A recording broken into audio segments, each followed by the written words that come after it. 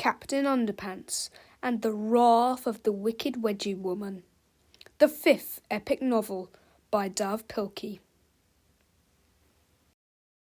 Hi everybody, before you read this story there's some stuff you need to know.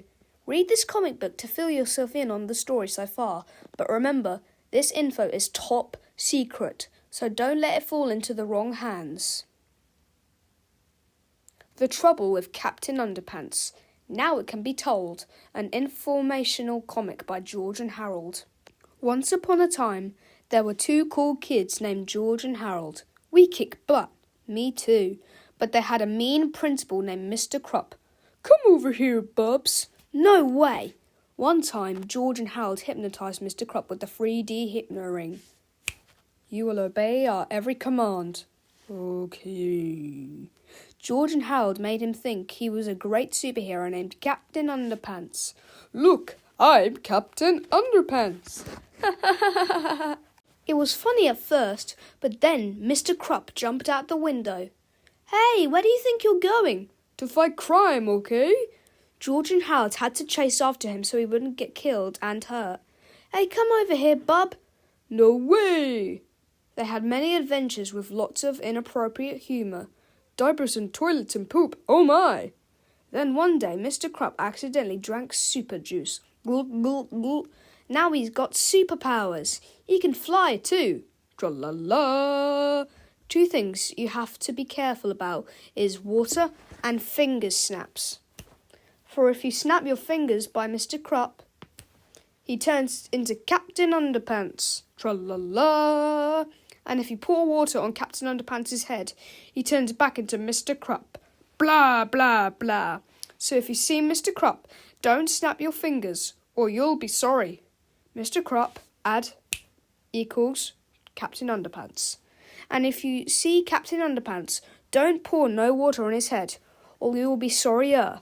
Remember, this is top secret, so don't tell anybody. Treehouse Comics, Inc. Chapter 1. George and Harold. This is George Beard and Harold Hutchins. George is the kid on the left with the tie and the flat top. Harold is the kid on the right with the t-shirt and the bad haircut. Remember that now. At most schools, the teachers try to emphasise the 3 R's: reading, writing, and arithmetic. But George and Harold's teacher, Miss Ribble, was more concerned with enforcing what she called the 3 S's. Sit down, shut your pie holes, and stop driving me crazy! While this was unfortunate for all of her students, it was especially bad for George and Harold because they were very imaginative boys. You see, imagination was not really encouraged at George and Harold's school. In fact, it was discouraged. Imagination would only get you a one-way ticket to the principal's office. This was sad for George and Harold because they didn't get straight A's, they weren't sports stars, and they could barely walk down the hallway without getting into trouble. See what I mean? But George and Harold had one thing that most of the other folks at Jerome Horrocks Elementary School didn't have: imagination. They were full of it, and one day they would use that imagination to save the entire human race from being overthrown by a crazed woman with even crazier superpowers. But before I can tell you that story, I have to tell you this story. Chapter 2. Miss Ribble's Big News. One fine day, George and Harold's class teacher, Miss Ribble, entered the classroom looking a bit meaner than usual. All right, settle down, shouted Miss Ribble. I have some bad news. I am retiring. Hooray, cried the children. Not today, snapped Miss Ribble. At the end of the school year. Aw, man, moaned the children. But the staff are throwing a retirement party for me today, said Miss Ribble. Hooray, cried the children. During break, said Miss Ribble. Aw, man, moaned the children. There will be lots of free ice cream, said Miss Ribble. Hooray, cried the children. My favourite flavour, chunky tofu, said Miss Ribble. Aw, man, moaned the children. But first, said Miss Ribble, it's time for something fun. Hooray, cried the children. You all get to make happy retirement cards for me, said Miss Ribble. Aw, man, moaned the children. Chapter 3.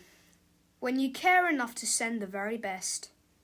Miss Ribble went around the classroom handing out envelopes, sheets of paper, and butterfly stencils to all the children. Then she wrote a poem on the chalkboard. "All right, take out your crayons," said Miss Ribble harshly. "I want you to use stencils to make a yellow butterfly on the front of your cards. When you're done, copy this poem on the inside. Roses are red, violets are blue, you are retiring, and we'll miss you. Signed, your name here." "Can we make up our own poems?" asked Melvin Sneedley. "No," said Miss Ribble. "Do we have to use stencils?" asked Aaron Mancini. "Yes!" yelled Miss Ribble. "Can we make our butterflies purple?" asked Stephanie Yarkov. "No!" screamed Miss Ribble. "Butterflies are yellow! Everyone knows that!" While the rest of the class worked on their cards, George and Howard had a better idea. "Let's make Miss Ribble a comic book instead," said George. "Yeah," said Howard. "We can make it all about her. It'll be cool." So that's just what they did. Chapter 4. Captain Underpants and the Wrath of the Wicked Wedgie Woman. Once upon a time, there was a really mean teacher named Miss Ribble who was very mean. "Grrr! I am evil!" She gave us lots of homework and yelled at us all the time. "Read 250 pages for a test!" Oh, man! One time at Christmas vacation, she gave everybody 41 book reports. "Ho, ho, ho! Wake up, it's time to open your presents." "I can't. I have to do my homework." After Christmas, everybody turned in a big pile of book reports. Ha, ha, ha! Then something terrible happened. Crash! Help! Miss Ribble was buried in a mountain of book reports. "She's really most sincerely dead." "No, she's not. We can rebuild her," said the doctor. "We can make her better than she was. Faster, stronger, and eviler." When Miss Ribble got out of the hospital, she had bionic powers. "I will take over the world! Ha, ha, ha!" So she made a costume. Snip, snip. Her bionic beehive hairdo opened up to reveal an evil Wedgie Roboclaw. Zzz! "Ouchies! Ha, ha! Nobody can stop me now!" "Help! Wedgie Woman is in the teacher's lounge. She just drank all the coffee, and now she's giving the gym teacher a killer wedgie." Ah! Ah! Oh, the horror! She better make a fresh pot. This looks like a job for Captain Underpants. "What's the problem, bub?" "Help! It's the Wedgie Woman!" So Captain Underpants got into a big fight with Wedgie Woman. She tried to give him a wedgie, but Captain Underpants was faster than a speeding waistband. Zip, zip. More powerful than boxer shorts. Pinch! Ouch! And unable to leap tall buildings without getting a wedgie. Rats! Tra-la-la! So Wedgie Woman went to the shop to buy some spray starch. New spray starch. Warning, do not spray this product on your underwear or you'll be sorry. Starch is the enemy of underwear! Wedgie Woman sprayed it. Tss, gotcha! Hey! Oh no, my underpants is all stiff and uncomfortable. Ha ha! Captain Underpants tried to push the buttons on his utility waistband, but they were broke. He was powerless. I'm doomed! Wedgie Woman gave Captain Underpants a big wedgie. Oh! Then she hung him from a pole. Rats! Nobody can stop me now! Soon some kids came by. Captain Underpants needs our help. So they threw him a rope. Catch! Then they pulled real hard and let go. Boing! Splash went Captain Underpants into the swimming pool. The kids poured fabric softener in the pool. Suddenly, the starch got washed away. Hooray! My underpants is soft and cottony once again. Hallelujah! Thanks, kids. No problem. Soon, Captain Underpants found Wedgie Woman. "Remember me?" "Get him, Roboclaw!" Zzz. He flew up. "It's Wedgie time!" and looked around. Zzz. Ha! The Roboclaw reached for underwear, but it grabbed the wrong pair. Zzz. Owie, ouchie! "It's off to jail with you." "Ah, man!" Tra-la-la! Hooray! The end. Notice, any similarities to actual persons, living or dead, is very, very unfortunate. Treehouse Comics, Inc. Chapter 5. The Wrath of Miss Ribble. When Miss Ribble read the comic book that George and Harold had made, she was furious. "Boys," she yelled, "you've just earned yourself a one-way ticket to the principal's office." "But all we did was use our imaginations," said George. "You're not allowed to do that in this school," snapped Miss Ribble. "Didn't you read chapter 1? George and Harold gathered their things, and soon they were sitting in the office outside Mr. Crupp's door. "Mr. Crupp is on the phone," said the school secretary, Miss Anthrop. "Why don't you boys make yourself useful and copy the Friday memo for me? You can pass them out to all the classrooms for me while I go to lunch." "Oh, man," said George.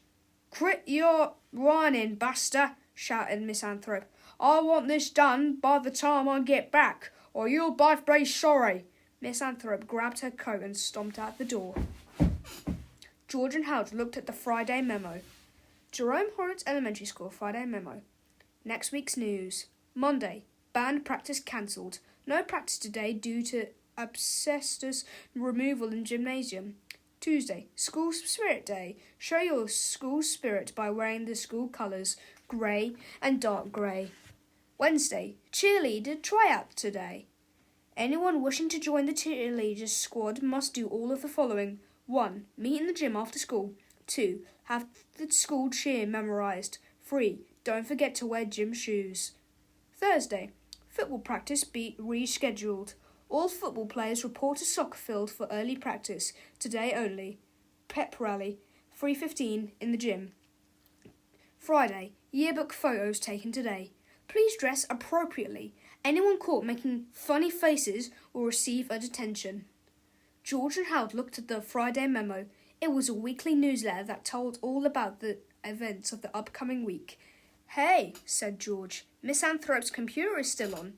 You want to make a few changes to this newsletter?" "Why not?" said Harold. So George and Harold typed up their own version of the Jerome Horrocks Elementary School Friday memo. Then they ran off the copies for all the students in the school. Chapter 6. The Retirement Card. George and Harold were given their new and improved Friday memo copies into small piles when Principal Crupp came into the office. "Hey," Mr. Crupp shouted, "what are you two troublemakers doing in here?" "Miss Anthrop told us to pass the Friday memo out to all the classrooms," said George innocently. "Well, make it snappy," yelled Principal Crupp. Suddenly, Harold got a sneaky idea. He took out the blank piece of paper that Miss Ribble had given him earlier. "Hey, Mr. Crupp," said Harold, "will you sign this retirement card for our teacher?" Mr. Crupp grabbed the card from Harold and eyed it suspiciously. "This card is blank," Mr. Crupp growled. "I know," said Harold. "Our class is going to decorate it later. We want you to be the first to sign it."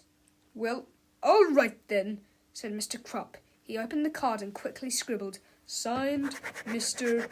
Crupp," on the inside. Then he stormed out of the office. "What are you going to do with that?" asked George. "You'll see," said Harold, smiling. Chapter 7. Reverse Psychology. George and Harold passed out the Friday memo and made it back to their classroom just in time for Miss Ribble's retirement party. George quickly changed the letters around on the sign outside the door, while Harold wrote a special greeting on Mr. Crupp's card and stuffed it into the envelope. "Hey, Bubs!" shouted Mr. Crupp as he stormed down the hall. "What do you kids think you're doing?" "But we're going to Miss Ribble's retirement party," said George. "That's what you think, smart guy," said Mr. Crupp. "Miss Ribble showed me that comic book you two boys made about her, and now I catch you changing the letters around on another side. You boys aren't going to any party. You're going straight to the detention room." "Well, fine," said Harold. "Then we're not going to give Miss Ribble the card our class made for her." Mr. Krupp quickly swiped the card out of Harold's hands. "Aha!" he shouted. "I'm going to make sure she gets this card. I'm going to give it to her myself." "Oh, man," said Harold. George and Harold walked down the hallway towards the detention room. "Wow," said George. "That was pretty cool how you got Mr. Krupp to deliver that phony card for you." "Yep," said Harold. "I used reverse psychology on him." "I've got to try that sometime," said George. "By the way, what did you write on that card?" "You'll see," said Harold, smiling. Chapter 8. The Party. Miss Ribble's retirement party started off bad and just got worse. First, Miss Ribble forced the class to sing a corny song to her. By the time she was done yelling at the boys for singing off key, the chunky tofu ice cream was melted. Everybody had to eat it anyway. Then the children handed in their happy retirement cards. Miss Ribble ripped several of the cards up because some of the children had mistakenly drawn polka dots on their butterflies.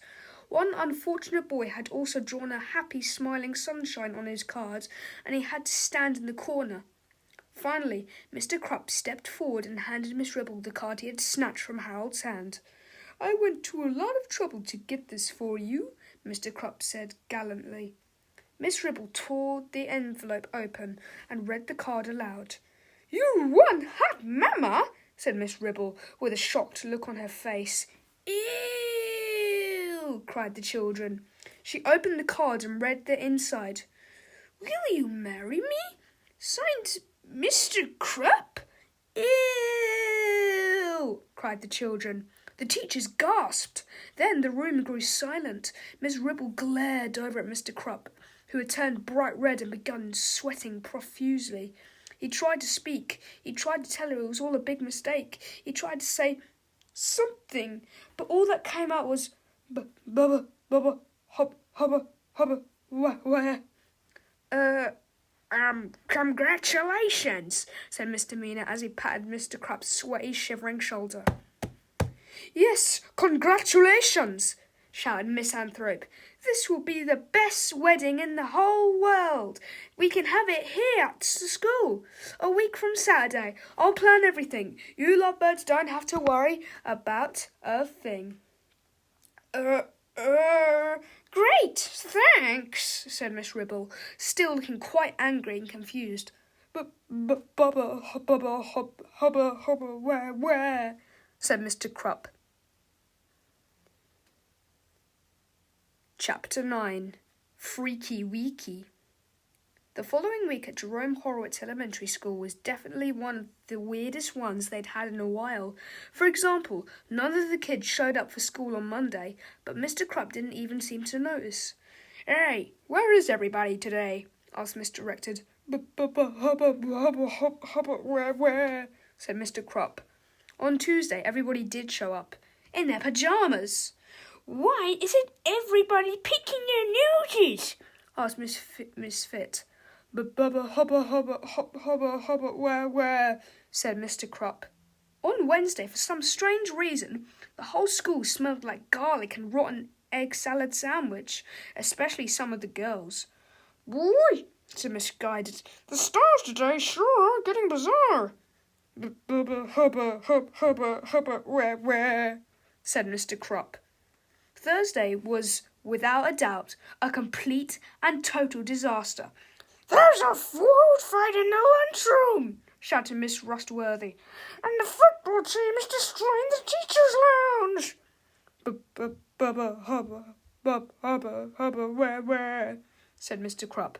Now, nobody was sure what happened on Friday. Apparently, there was a mix-up with the dress code and the yearbook photos. "Our school pictures are ruined," shouted Miss Dakin. Hubba,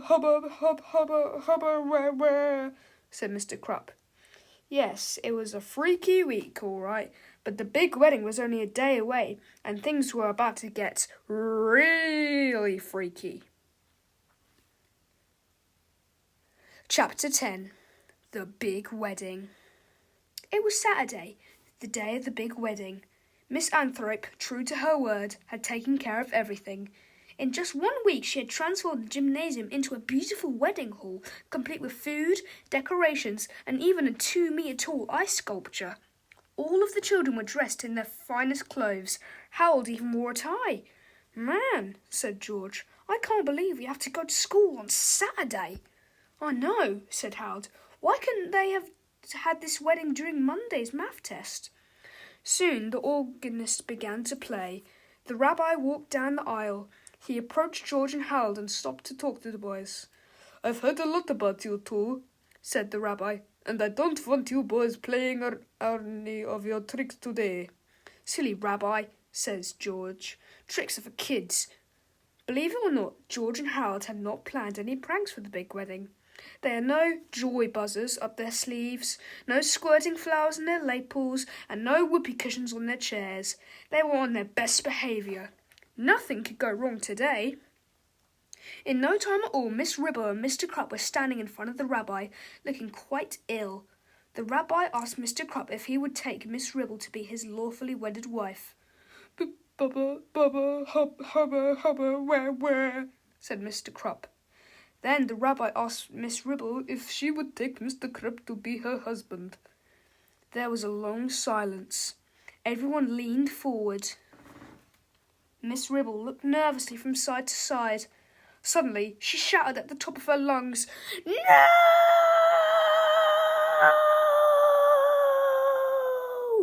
Miss Ribble turned to Mr. Krupp and jabbed her finger into his shoulder. "Listen, Mr. Krupp," she said, "I can't marry you." "Hooray!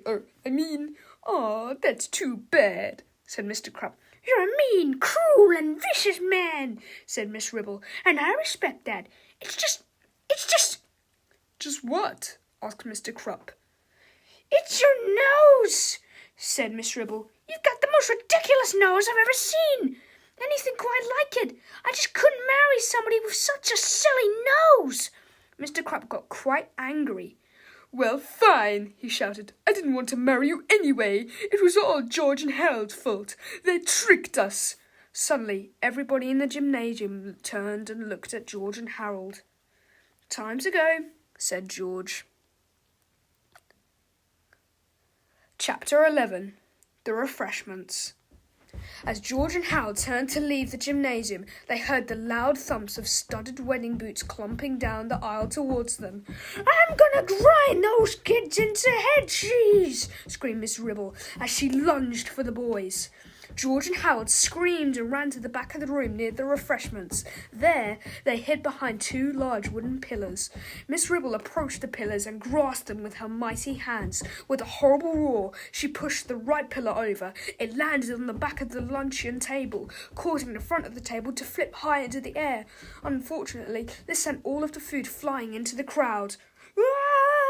The creamy candied carrot clobbered the kindergartners. The fatty fried fish fritters flipped onto the first graders. The sweet and sour spaghetti squash splatters the second graders. 3,000 thawing thimbleberries thudded the third graders. 500 frosty fudgy fruitcakes flodgered the fourth graders. And the 55 fistfuls of fancy French fried frankfurters flattened the fifth graders.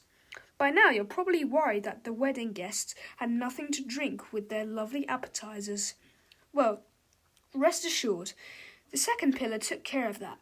Miss Ribble pushed the left pillar into the fresh fruit display, causing it to topple over, sending 2 large watermelons crashing down into 2 oversized punch bowls. This created 2 enormous splashes of tropical fruit-flavoured punch, which rained down upon the wedding guests like a torrential downpour. Now, no wedding is complete without a wedding cake. And when Miss Ribble kicked the ice sculpture over, the resulting crash sent the beautiful double-decked cake flipping high into the air right over Miss Ribble's head. "I've got you now!" screamed Miss Ribble as she grabbed George and Harold by the neckties. George and Harold undid their ties and ran out of the gymnasium screaming. Splat! "Man," cried Harold, "I thought we were dead meat." "That's what we get for going to school on Saturday," said George. Chapter 12. Ribble's Revenge. As you might imagine, George and Harold were nervous about going back to class on Monday, but for some strange reason, Miss Ribble seemed happy to see them. "Good morning, boys," Miss Ribble chirped with a giant, evil, toothy grin. "Come here, I've got something to show you." "Uh-oh," said George. "She's smiling. That can't be a good thing." George and Harold cautiously approached Miss Ribble's desk. "I took the liberty of adjusting your grades last weekend," said Miss Ribble.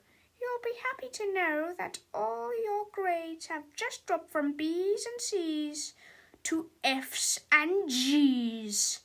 "Oh no," George gasps. "Not F's and G's." "Hey, what's a G?" "It's the only grade lower than an F," said Miss Ribble. "There's no such grade as a G," said Harold. "There is now, Bob," said Miss Ribble. "Looks like you both going to flunk the 4th grade. Won't that be fun?" "No way," said George. "That's not fair." "Life ain't fair," said Miss Ribble. "Get used to it." Chapter 13.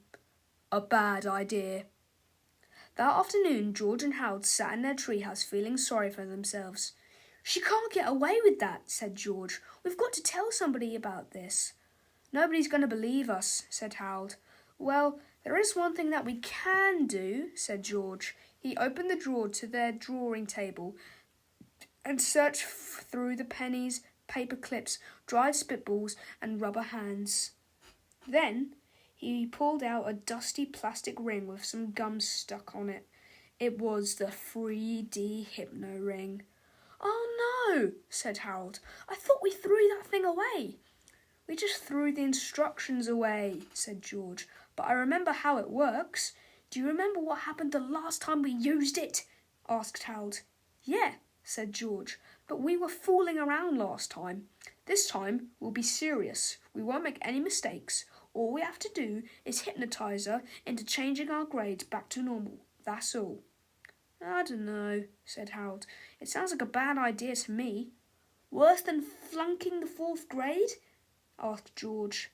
"Good point," said Harold. Chapter 14. The Return of the 3D Hypno Ring. The next day at school, George and Harold stayed behind while the rest of the class went outside for break. "What are you punks still doing here?" asked Miss Ribble. Said George nervously. We wanted to show you this really cool ring." "Yeah," said Harold. "If you look closely at it, you could see a funny picture." "Well, hold it still," said Miss Ribble as she stared at the ring intently. "I have to move it back and forth," said George, "or you won't be able to see the picture." Miss Ribble's eyes followed the ring back and forth, back and forth, back and forth, and back and forth. "You are getting sleepy," said George. Miss Ribble yawned. Her eyes began to droop. "Very sleepy," says Harold. "I'm so sleepy," she said as she slowly closed her eyes. "In a moment," said George, "I will snap my fingers, then you will be hypnotised." "So sleepy," mumbled Miss Ribble. "Now," said Harold, "you must listen very—" Chapter 14. We interrupt this chapter to bring you this important message. Hello, this is Chim Chim Diaper Brains. This is Ingrid Ashley reporting for Eyewitness News. We have a late-breaking story about a tragic incident that is now occurring in the Pacific Northwest. Police have just closed down the Lil Wise Guy Novelty Company in Walla Walla, Washington. Apparently, this company has been selling very dangerous hypno rings. We now take you live via satellite to our reporter, Booger Larry Zarrow, with the latest developments. "Thanks, Chim Chim," said Larry. "Reports are poured in from all across the country concerning children who have used the 3D Hypno Ring on their friends and family with disastrous results. But the most shocking revelation is the effect that the ring seems to have on women. Apparently, whenever the ring is used to hypnotize a woman, a mental blunder occurs, causing the woman to do the opposite of what she is being hypnotized to do. Doctors don't know why the ring causes women to have an opposite reaction, but they are very concerned. If you or someone you love has purchased a free dehypno ring, throw it away at once. And whatever you do, please don't use it on a woman. Chapter 14 and 3/4. We now return to our regularly scheduled chapter, already in progress. And when we snap our fingers, George continued, you will change our grades back to normal. Yeah, said Harold, and you won't do anything crazy, like turn into Wedgie Woman. And you won't try to destroy Captain Underpants, said George, or to take over the world either. Right, said Harold, you'll just change our grades, and that's it. George and Harold looked nervously at each other. Well, said George, I think that covers everything. Yep, said Harold. We shouldn't have any more problems from Miss Ribble, so the boys snapped their fingers. Chapter 15. Bad Hair Night. That night, Harold and George camped out in George's treehouse. I have to drive your mother to work early tomorrow morning, said George's dad, so you boys are responsible for getting yourselves to school on time. Okay, Pop, said George. We'll be there bright and early, Mr. Beard, said Harold. It had been a tough day for George and Harold, and now it was time to relax. George rolled out the sleeping bags, while Harold unpacked a box of chocolate donuts, 4 cans of orange cream soda, and a big bowl of barbecue potato crisps. Believe it or not, there was even a cool Japanese monster movie playing on TV. You know, said George, life doesn't get any better than this. Yep, said Harold, but do you think the hypno ring actually worked on Miss Ribble? She looked a little weird when she came out of her trance. She was probably just sleepy, said George. Teachers have very stressful jobs, you know. I wonder why, said Harold. After the movie, George and Harold brushed the crumbs out of their sleeping bags and got ready for bed. Let's sleep in our school clothes tonight, said George. That way we won't have to wake up early to get dressed. Good idea, said Harold. So George turned out the light, and soon the 2 boys were drifting off to sleep. After a few minutes, Harold sat up quickly and looked around. Hey, he whispered. What's that noise? I didn't hear anything, said George. They listened closely. Shh, said Harold. There it is again. George heard it this time. He reached over and opened the treehouse door a crack. All they could hear was the sound of crickets chirping in the night. George opened the door wider, and the boys peeked down. Wah! Roared an evil-looking woman dressed in tight purple vinyl and a mangy-looking fake fur bow. George and Harold screamed in horror. The snarling woman climbed from the ladder into the treehouse. George and Harold recognised her immediately in the moonlight. Miss Ribble, George gasped. What a lovely outfit you have on. Who's Miss Ribble? The angry lady growled. My name is Wedgie Woman. George and Harold looked at each other and swallowed hard. I understand that you boys have information about Captain Underpants, said Wedgie Woman. What makes you say that? Asked Harold. I've read your comic books, said the evil villain. You boys know his strengths, his weaknesses, and I'll bet you even know his secret identity. No way, said George. Captain Underpants isn't real. He's just a cartoon. We'll see about that, Wedgie Woman scoffed.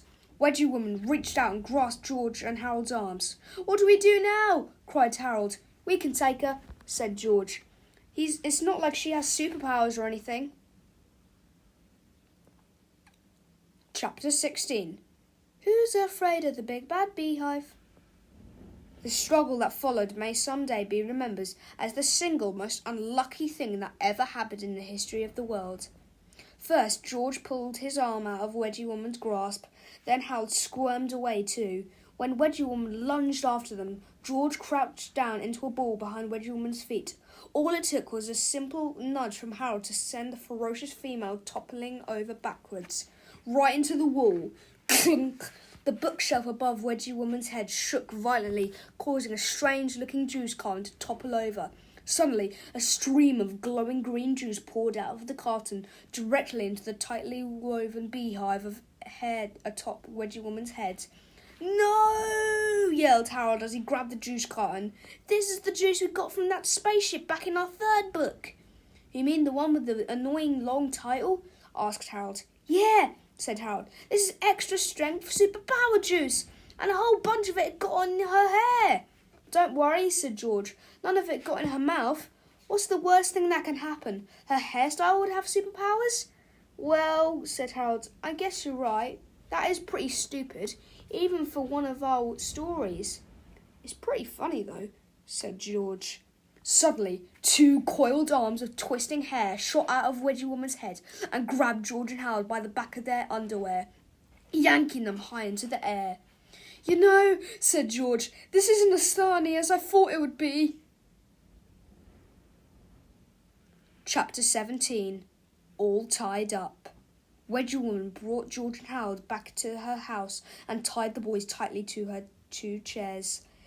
"Tell me the secret identity of Captain Underpants," screamed Wedgie Woman. "No way," said George. Said Wedgie Woman. "You want to do this the hard way." "No problem." Wedgie Woman's hair began uncoiling itself. Several twisted locks of hair stretched out into the living room and started taking apart the television, the computer, and a thigh master. Other tangled coils reached into the kitchen and began dismantling the dishwasher, the toaster, and the food processor. "What are you doing?" asked Harold. "If you want to make robots," said Wedgie Woman, "you gotta break a few small appliances." George and Harold watched impatiently while Wedgie Woman's hair assembled thousands of assorted screws, bolts, wires, gears, cathode tubes, and computer chips. Soon, 2 small robots began taking shape. "I didn't know Miss Ribble was smart enough to make robots," said Harold. "Me neither," said George. "I think some of that extra strength superpower juice must have soaked into her brain." The next morning, Wedgie Woman completed her robots, which she named Robo George and the Harold 2000. "You know," said Harold, "something about these robots seems a little familiar." "Yeah," said George. "They kind of look like us, only not as dashingly handsome." Wedgie Woman opened the robots' chests and plates and inserted a can of spray starch into each one. Then she sealed the chest plates, patted each robot on the head, and sent them both off to school. "Captain Underpants doesn't stand a chance now!" Wedgie Woman laughed. "Wait a minute," said Harold. "How are those 2 robots going to stop Captain Underpants?" "All they have to do is wait and listen," said Wedgie Woman. "And as soon as they hear those words, tra-la-la, it'll all be over." Chapter 18. Robo George and the Harold 2000. Attention, boys and girls," said Mr. Krupp to the 4th graders. "Your teacher, Miss Ribble, didn't come to school today." "Hooray!" shouted the children. "Settle down," Mr. Krupp shouted. "You're still going to have all your classes." "Aw, man," moaned the children. "But you're going to have a substitute teacher," said Mr. Krupp. "Hooray!" shouted the children. "And it's going to be me," said Mr. Krupp. "Aw, man," moaned the children. The whole day was pretty much like a normal day, except for one thing. Mr. Krupp couldn't understand why George and Harold were so well behaved. They didn't make funny noises during science class, they didn't stick crayons up their nose during art class, and they didn't draw comic books during math class. In fact, they even walked past a sign without changing the letters around. Mr. Krupp was stunned. "All right, you 2, Mr. Krupp shouted. "I know you're up to something. You better stop being so good, or you're going to be in big trouble." But Robo George and the Harold 2000 kept right on behaving. The only time they did something even remotely wrong was during break. Everybody was playing kickball, and when it was the Harold 2000's turn to kick the ball, he kicked it pretty darn hard. Ka-boing! The kickball tore right through the top of page 101 and out the other side as it sailed towards the outer regions of Earth's atmosphere. Soon, it broke free of our planet's gravitational pull and began heading straight towards the planet Uranus. "Aha!" shouted Mr. Krupp as he pulled out the official school rulebook and read rule number 411 out loud. "It is against the rules to kick school property into outer space. You're in trouble now, bub." But the Howl 2000 ignored Mr. Krupp and began running around the bases. "Hey, I'm talking to you, Hutchins," Mr. Krupp shouted. He pointed at the Howl 2000 and snapped his fingers. Suddenly, Mr. Krupp began to change. A silly-looking smile stretched across his face, and he stood before the fourth graders looking quite heroic. Quickly, he turned and ran back to the school. Chapter 19. Tra-la-lunatics. Several minutes later, Captain Underpants flew out of Mr. Krupp's office window. As the hero zapped across the sky, he let out a triumphant tra-la-la. When Robo George and Harold 2000 heard the words tra-la-la, they immediately stopped playing kickball. Suddenly, their arms began to extend and their legs stretched towards the sky. Strange secret compartments in their ever-growing torsos opened up, revealing giant rocket boosters and the latest in advanced aviation technology. Steel panels on their faces and bodies expanded wildly as their complex structures swelled to highly improbable proportions. Suddenly, flames shot out of their retro thrusters as their bodies rose into the air. In no time at all, two gigantic robots were flying in hot pursuit of the amazing Captain Underpants. "George and Harold are in big trouble now," said Melvin Sneedley as he read rule number 7734 of Mr. Krupp's official school rulebook out loud. "It is against the rules for students to transform into giant flying robots during afternoon break." The real George and Harold, however, had more on their minds at the moment than breaking a few rules. They watched the action unfold on a big screen television that Wedgie Woman's horrible hair had built by combining the spare parts of a fish tank and an electric toothbrush. The colossal robots surrounded Captain Underpants, but surprisingly, the waistband warrior looked happy to see them. "George, Harold," said Captain Underpants.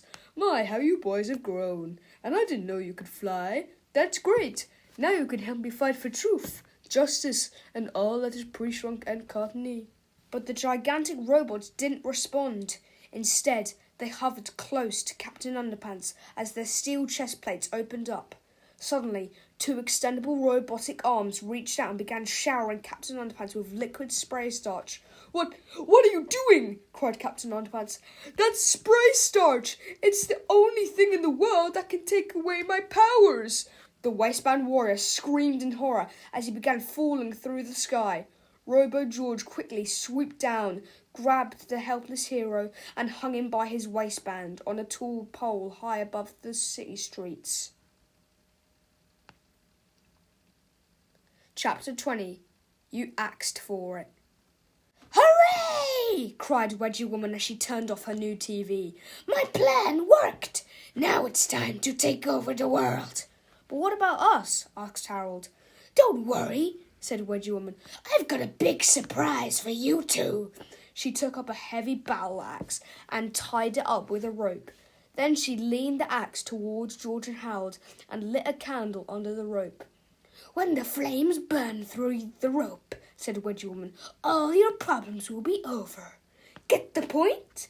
"Not really," said George. "Don't worry," laughed the Wedgie Woman.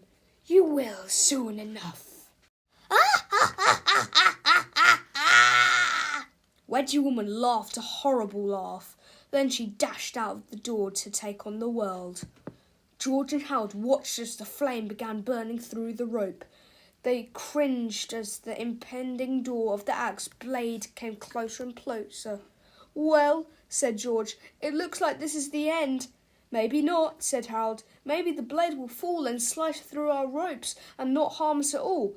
"I doubt it," said George. "That kind of thing only happens in really lame adventure stories." Suddenly, the blade fell and sliced through the ropes, not harming George or Howard at all. Thunk! The two boys looked at each other and decided it was best not to comment on the situation.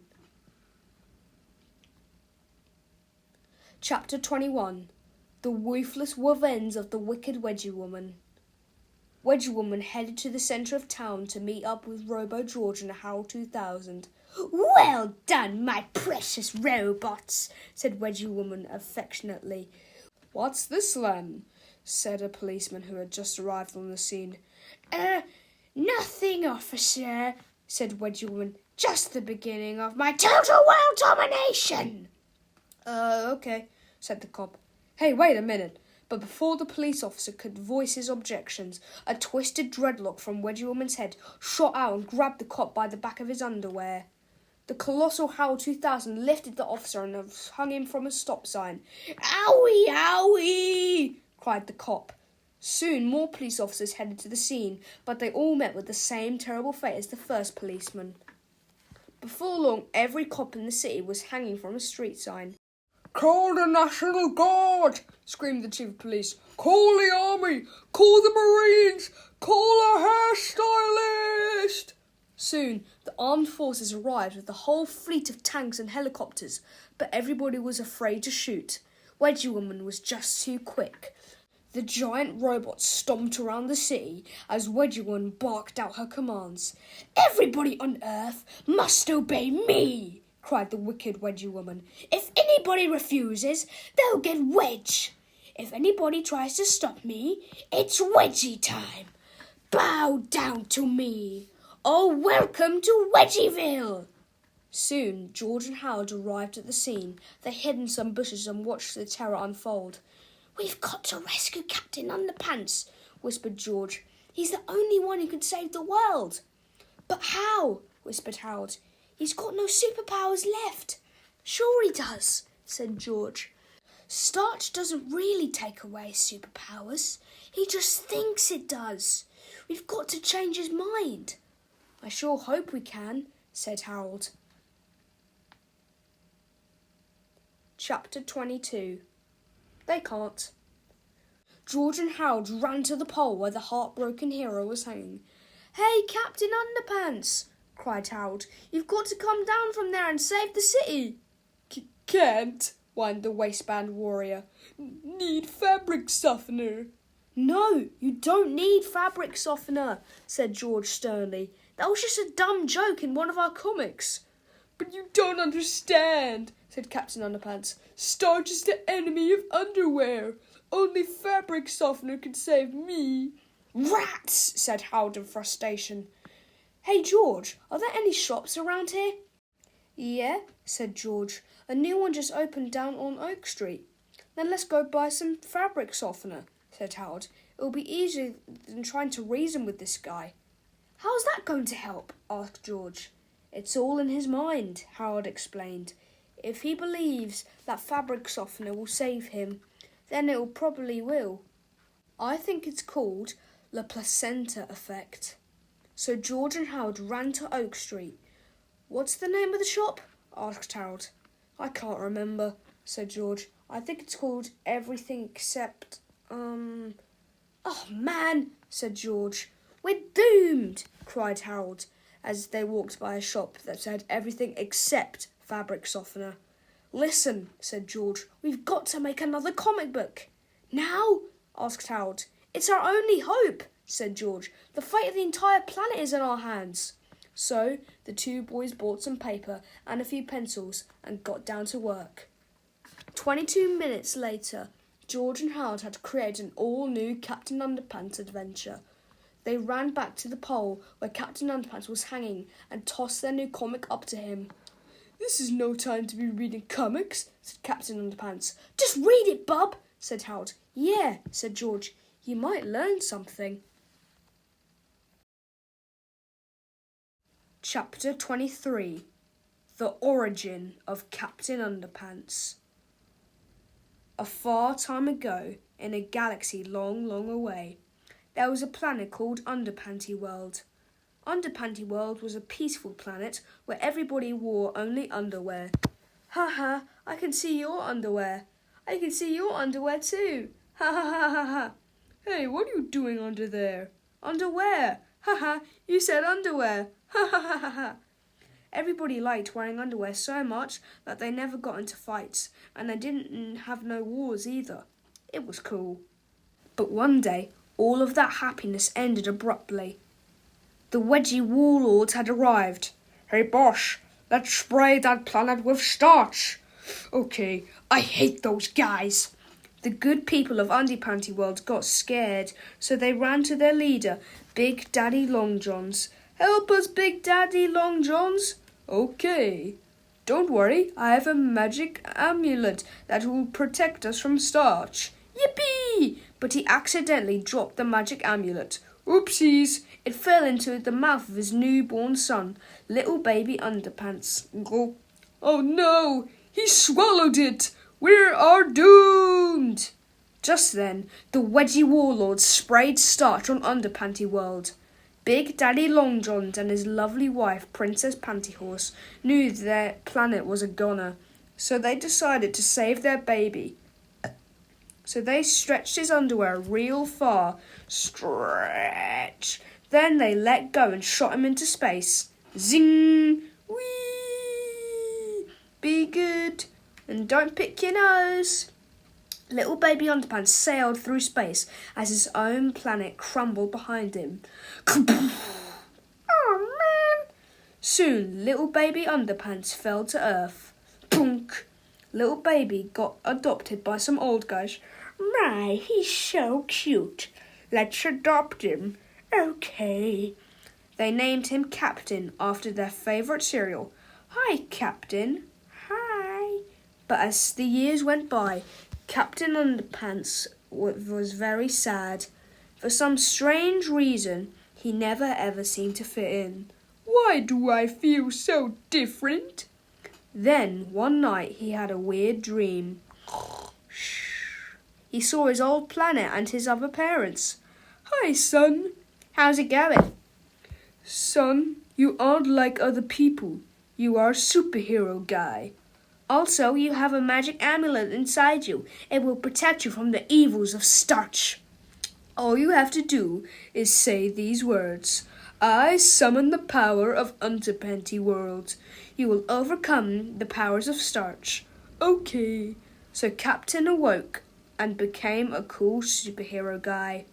And he never had to be scared of starch no more, even if Wedgie Woman's robot sprayed him with it, because all he had to do was say, I summon the power of Underpanty World, and he would be free. Well, what are you waiting for? Just say the words! Treehouse Comics, Inc. Chapter 24. The Placenta Effect. Wow, said Captain Underpants. I didn't realize that I had the power within me all along to overcome the evils of starch. Just say the words! Shouted George and Harold. Okay, said Captain Underpants, but I think it's a great metaphor for... Just say the words! Yelled George and Harold. All right, said Captain Underpants, but all I'm saying is that... Just say the words! Screamed George and Harold. You know, said Captain Underpants, you kids have no feel for dramatic tension. Then he cleared his throat and spoke in a powerful voice. I summon the power of Underpanty World. Suddenly, Captain Underpants rose triumphantly into the air. He was free at last.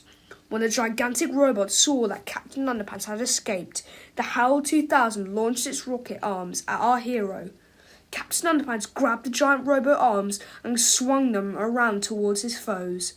These might come in handy, said the waistband warrior. Chapter 25.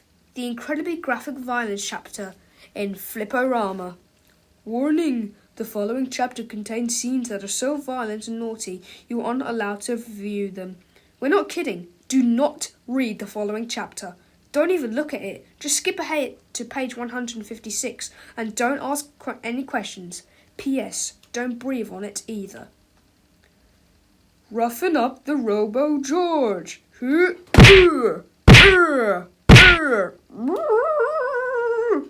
horribly hurting the Harold 2000. Ah! Let's put our heads together. Yeah! Yeah! Ah! Ah! The Super Smashy Cyber Slam. Yeah! Yeah! Yeah! Yeah! Hooray!